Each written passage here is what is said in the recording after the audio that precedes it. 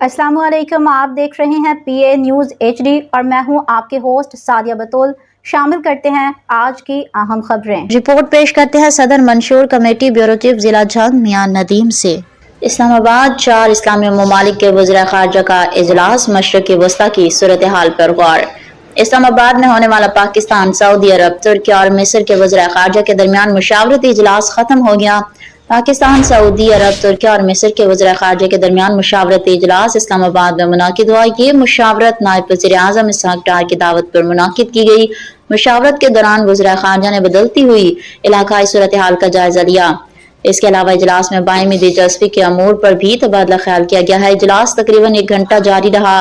इजलास में सऊदी वज़ीर ख़ारजा फरहान बिन फैसल, तुर्की के वज़ीर ख़ारजा हक्कान फ़ेदान ने शिरकत की। इसके अलावा मिस्री वज़ीर ख़ारजा डॉक्टर बदर अब्दुल आती भी इजलास में शरीक हुए। ज़राए का कहना है कि इजलास के अख्ताम पर तुर्की के वज़ीर ख़ारजा हक्कान फ़ेदान वज़ारत ख़ारजा से रवाना होंगे। न्यूज़ स्टूडियो से अब तक के लिए इतना ही। मज़ीद खबरों और अपडेट्स के लिए देखते रहिए PA न्यूज़ HD।